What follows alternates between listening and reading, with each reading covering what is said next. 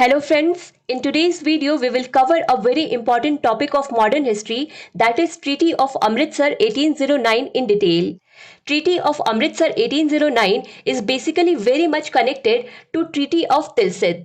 What happened was that in 1807 there was a treaty between Napoleon of France and Alexander I of Russia, which was called the Treaty of Tilsit, in which it was decided that these two powers together would invade India through the land route.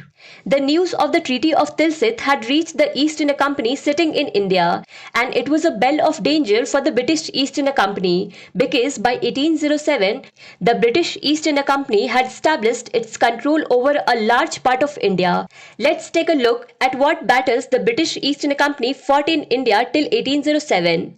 In 1757, the Battle of Plassey, and then in 1764, after the Battle of Buxar, the British East India Company had control over Bengal.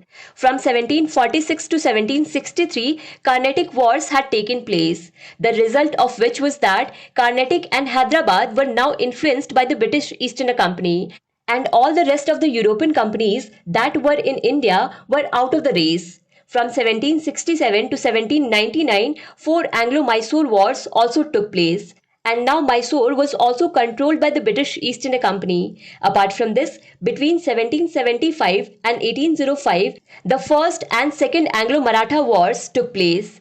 And after the Second Anglo-Maratha War, the British East India Company had treaties with all the Maratha chiefs, and the British East India Company had established its residencies in their areas, and the British East India Company had influence here. You can believe that the Maratha Empire was counting its last days, so you can understand that by 1807, except for the northwestern areas, the whole of India had already come under the control or influence of the British East India Company. So when the British East India Company came to know that Napoleon along with Russia is trying to attack India through the land route, then they activated their ring fence policy. We have already covered the ring fence policy in our previous video. You must watch that video. Here we will discuss it briefly. So the British East India Company saw that when Napoleon and Russia will come by land route, Iran will come first, then Afghanistan, and then Punjab. And if after Iran and Afghanistan they move a little towards south, then they will enter through Sindh. So as per ring fence policy, the British East India Company sent its delegations to the heads of these four places so that these neighboring states could be transformed into a buffer state. In this video, we will focus only on Punjab. We will cover Afghanistan, Iran and Sindh in different videos. Maharaja Ranjit Singh was the king of Punjab. We have already seen this in the previous video. And at that time, Lord Minto was the Governor General of the British East India Company. Lord Minto sent a delegation to Punjab under Charles Metcalfe. The name of Charles Metcalfe is also important because he later became the Governor General of India. In 1807, negotiations started between Charles Metcalfe and King of Punjab, Maharaja Ranjit Singh. Metcalfe said that the British East India Company wants to sign an offensive defense alliance treaty with you, which means if someone attacks you, we will support you.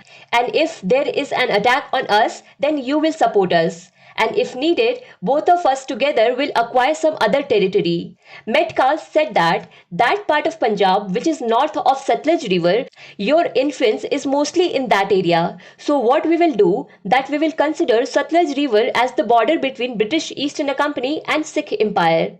This means Maharaja Ranjit Singh cannot do any expedition in the Punjab territories south of Satluj River. That is, cannot acquire them. So this was the proposal of British East India Company. Now Maharaja Ranjit Singh put two conditions in accepting this proposal. Firstly, if there is any war between Sikhs and Afghans, the British East India Company will not interfere in this war. The second condition is that the Malwa region of Punjab, Sis Satluj, that is the Malwa region up to Satluj River, Ranjit Singh wanted that the British East India Company should consider Ranjit Singh as the ruler of this highlighted area. But the British East India Company was not ready for this, and because of this, in 1807, the negotiations between the British East India Company and Maharaja Ranjit Singh failed. But in the next 2 years, the political situation had completely changed. What happened was that Maharaja Ranjit Singh tried to invade the Malwa region in September 1808, but then in 1809 the British East India Company attacked Maharaja Ranjit Singh, in which the British East India Company was much more successful. Now, in this situation, Ranjit Singh understood that it is not right to have too much competition with the British East India Company. Now, in this situation, when both of them sat face to face in Amritsar, Treaty of Amritsar was signed between them, in which Maharaja Ranjit Singh had to accept that he would consider Satluj River as his southern boundary and would never cross Satluj River. Now, after the Treaty of Amritsar, Maharaja Ranjit Singh could not cross the Satluj River. That is why he started expanding in all other directions. In 1818, he captured Multan. In 1819, Kashmir, and in 1834 Peshawar. So that was all about the Treaty of Amritsar. To understand Indian history and Indian polity in detail, do follow Bookstawa playlist. Link is given in the description box. Thank you for watching Bookstawa.